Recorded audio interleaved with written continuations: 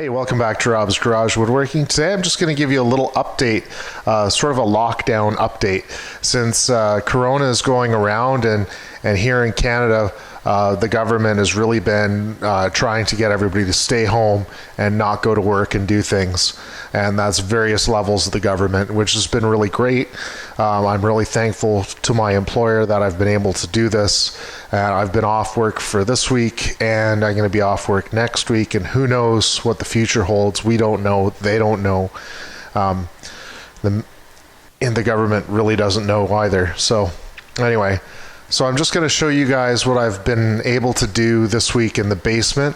I've done a lot of work on this house. We've been here for about 3 years now, and a lot of inside work, outside work.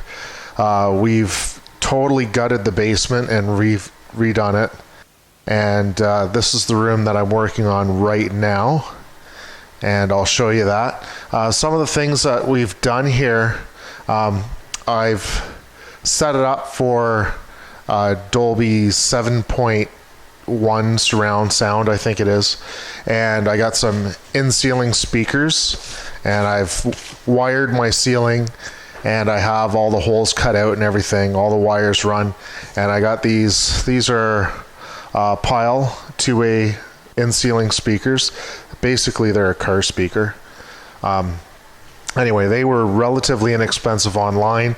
I bought them probably over a year ago, and I don't know what site I got them from, but if you're looking for in-ceiling speakers, these Pile ones look pretty good. I got those, and I'm going to show you around a couple of things. Another thing that I got was for my surround sound system was I got a low voltage recessed media plate with a receptacle in it. So I don't know if you can really see that, but I'll show you it in person. And this allows your TV to be over top of it and gives you a spot that you can plug it in and run your wires through it. So really, really handy. And I'm just going to pick up the camera and I'm going to take you on a little tour. All right, so here's my fireplace. And the fireplace turned out, it was a little bit taller than I wanted it to be, but that was the model that they brought. It was inexpensive.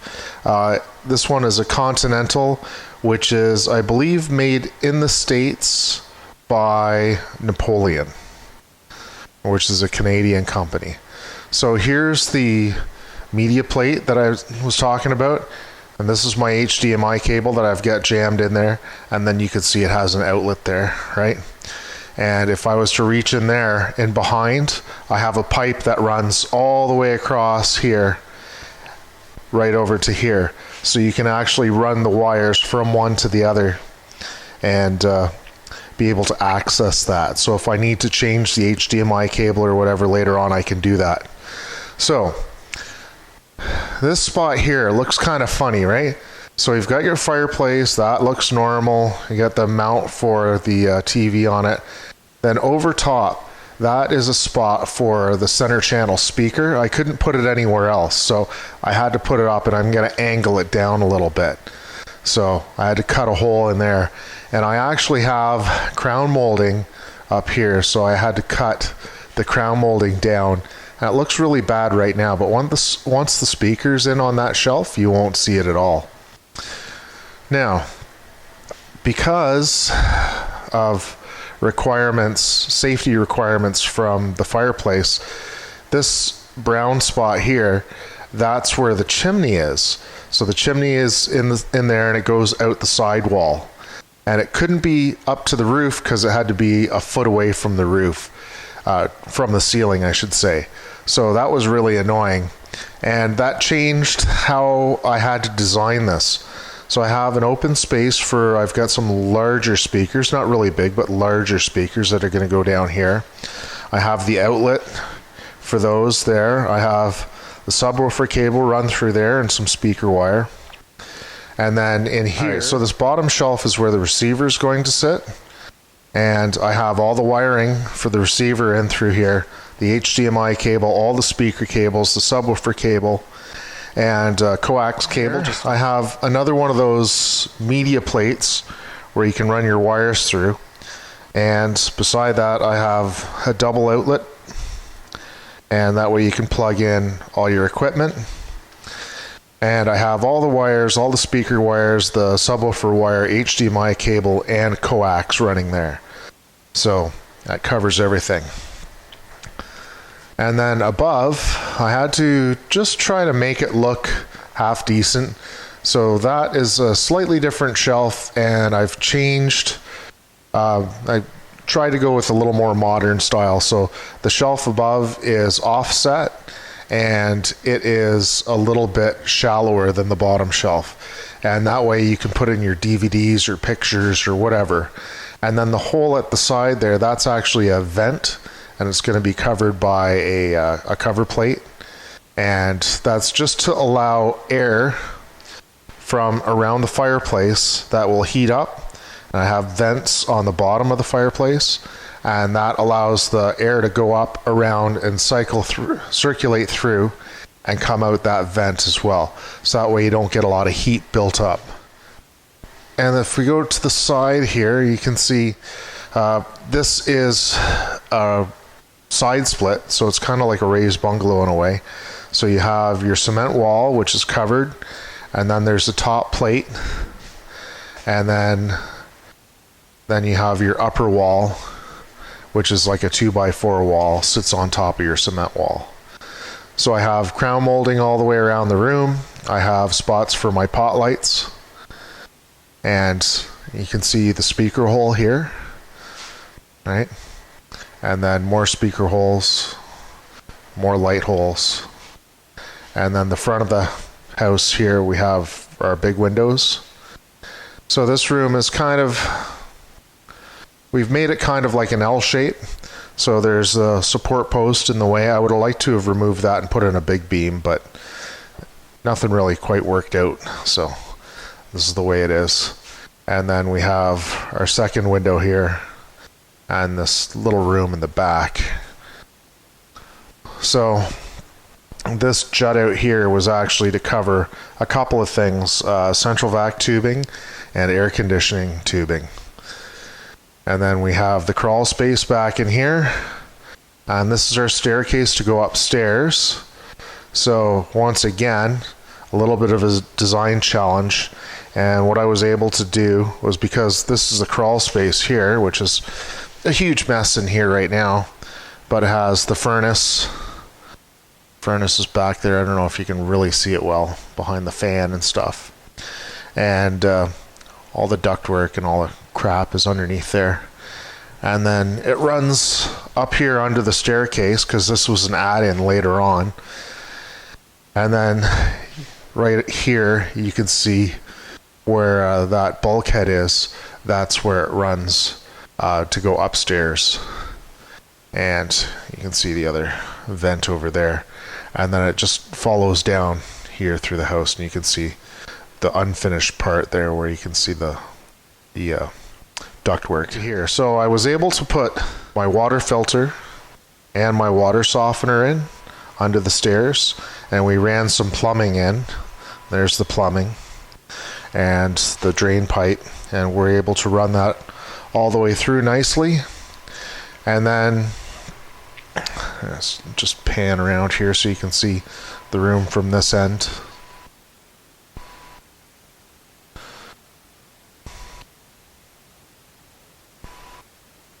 So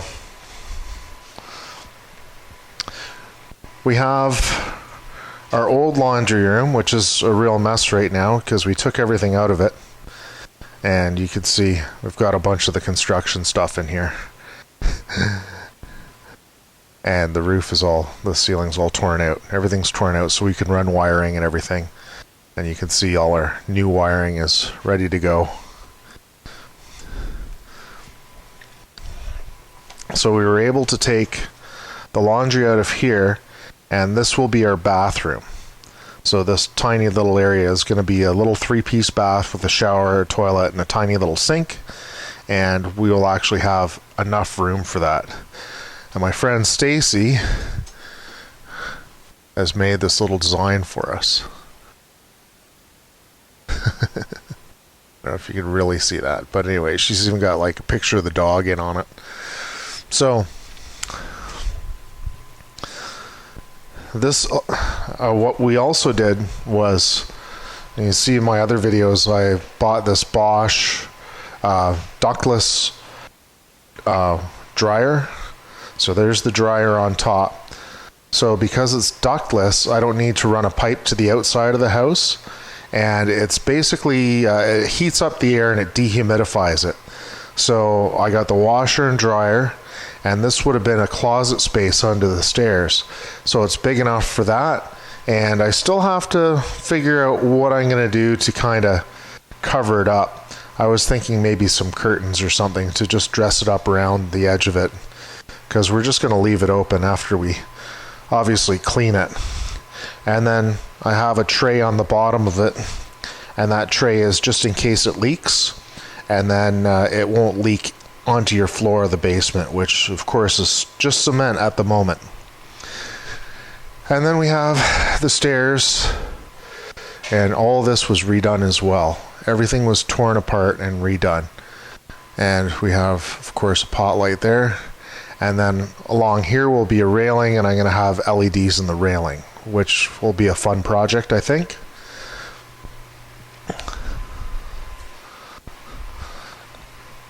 So yeah, if we were to stand in the room, we have the fireplace. And move up, and then you can just pan along, see what it looks like.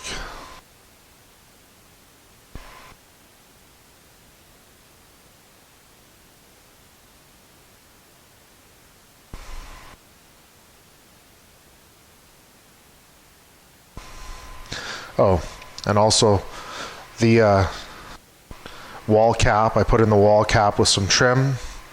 We trimmed out the windows, we did the crown molding, and all that's just been done recently, and all the sanding I just did this week, and it's really been a lot of work. So I'm not the greatest drywaller, so I do a lot of sanding, and it looks great when I'm done, but you know, it would be a lot better if I was able to use better technique and use less mud. But unfortunately, that's not really what I do for a living. So I'm not very good at it. But you know, you can do this stuff. Just take your time and put in the effort, and you'll get better at it. I'm a lot better than when I started, that's for sure. And if you put in the time, you can have expert results. Maybe you don't have maybe it's not expert looking while you're doing it, but in the end, it looks perfect. So anyway, yeah, we've taken the bricks out. There was a fireplace in another room. I don't know how clean that room is, but maybe I'll show you. And then, you know, we took the flooring up. We took the half wall out. The half wall looked like a wave. It was terrible. I might be able to find a couple of pictures of this area first and show you what it looked like before with the wall paneling and the terrible wave wall instead of being straight, because your floor is never perfect, right? Your cement floor, now they use self-leveling cement in the newer houses, and you have a nice flat floor, but before they were always worried about the drain. You had to, you know, run the water if in case it leaked in your basement to a drain, and now they don't put as much stock into that as they used to. So anyway, so the walls were pretty bad. So I guess that's it. I don't think there's anything else really to tell you. I put up all the caulking now. Any little gaps and seams, I've hidden them as best I possibly could with caulking. And then tomorrow I prime and, you know, paint the day after, and then do trim and all that stuff. And when that's all done, then I'll get into some flooring maybe next week. We'll see.